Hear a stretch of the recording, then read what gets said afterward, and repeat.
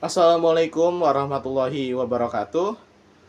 Puji dan syukur kehadirat Allah Subhanahu wa taala yang dimana karena berkat rahmat dan karunia-Nya saya bisa mempresentasikan terkait ekonomi bisnis sewa lapangan tenis meja. Sebelumnya izinkan saya memperkenalkan diri saya terlebih dahulu. Perkenalkan semuanya, nama saya Adam Ibrahim, NPM 217 dari kelas D dan juga dari Fakultas Ekonomi dan Bisnis Prodi Manajemen. Selanjutnya, saya akan membahas tentang pengenalan bisnis sewa lapangan tenis meja. Yang pertama ada definisi.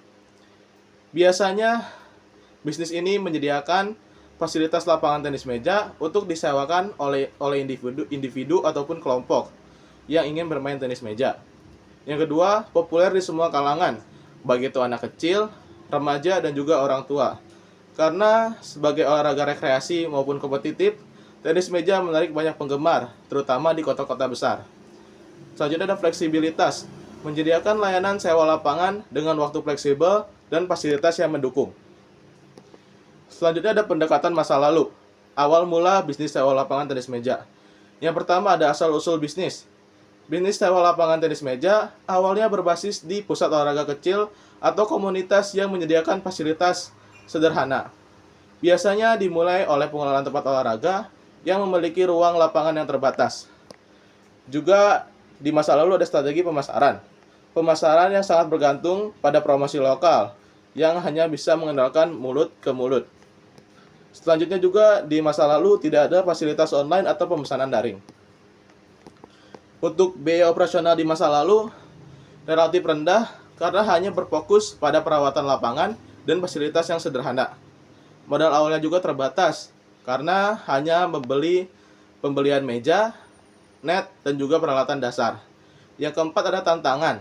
Minimnya kesadaran masyarakat akan olahraga tenis meja. Pemeliharaan fasilitas yang sederhana dan terbatasnya audiens. Selanjutnya ada pendekatan masa sekarang terkait perkembangan bisnis sewa lapangan tenis meja. Yang pertama ada modernisasi bisnis. Kini banyak tempat yang menyediakan sewa lapangan tenis meja dengan fasilitas yang lebih baik atau layak. Dengan mengadakan sepertinya adanya AC, pencahayaan yang optimal, dan ruang tunggu yang nyaman. Penyediaan tenis meja juga yang berkualitas tinggi serta memberikan perlengkapan tambahan seperti raket, bola, dan aksesoris lainnya. Yang kedua adalah strategi pemasaran di masa sekarang. Mungkin di masa sekarang telah melalui media sosial, website, dan juga platform pemesanan online. Dan juga di masa sekarang melakukan kolaborasi dengan komunitas olahraga dan juga mungkin dengan sekolah untuk menarik pelanggan lebih banyak. Untuk biaya operasional di masa sekarang, mungkin biayanya agak lebih tinggi karena biaya sewa tempat atau properti yang lebih tinggi di lokasi yang strategis, mungkin dengan dekat pusat perbelanjaan atau pusat kota. Biaya pemeliharaannya juga biaya pemeliharaan juga menyangkut lapangan dan peralatan yang lebih intensif, biaya pemasaran digital, dan pengelolaan media sosial. Mungkin di keempat ada keuntungan, meningkatnya permintaan dari kalangan profesional maupun amatir, penambah layanan lain seperti kursus pelatihan tenis, meja, atau turnamen internal. Yang kelima, tantangan di masa sekarang, yaitu persaingan yang ketat dengan pusat olahraga yang lain. Menjaga kelangsungan bisnis dalam menghadapi fluktuasi jumlah pelanggan. Selanjutnya ada pendekatan masa depan, potensi dan inovasi dalam bisnis sewa lapangan tenis meja. Yang pertama ada inovasi dan juga teknologi.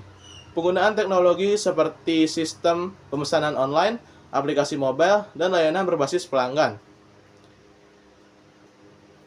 Terus juga penerapan teknologi seperti pelatihan berbasis virtual atau sistem skor otomatis untuk meningkatkan pengalaman pelanggan. Yang kedua ada strategi pemasaran di masa depan. Promosinya lebih terfokus pada pengembangan komunitas olahraga melalui acara turnamen, liga komunitas, atau pengajaran tenis meja. Kolaborasi dengan sekolah-sekolah atau universitas untuk menarik generasi muda. Untuk selanjutnya ada biaya operasional di masa depan.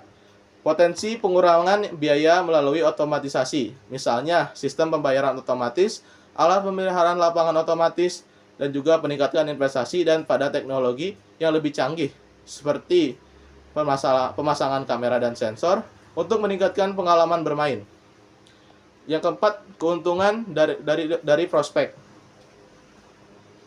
Peningkatan potensi keuntungan dengan memperkenalkan layanan berbasis langganan atau membership, paket sewa, bulanan atau tahunan.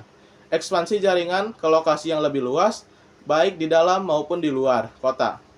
Yang kelima, ada tantangan di masa depan, membutuhkan investasi yang lebih besar di bidang teknologi dan pengelolaan fasilitas yang lebih efisien, persaingan dengan pusat olahraga digital, dan fasilitas hiburan lainnya. Selanjutnya ada biaya operasional yang harus dikeluarkan.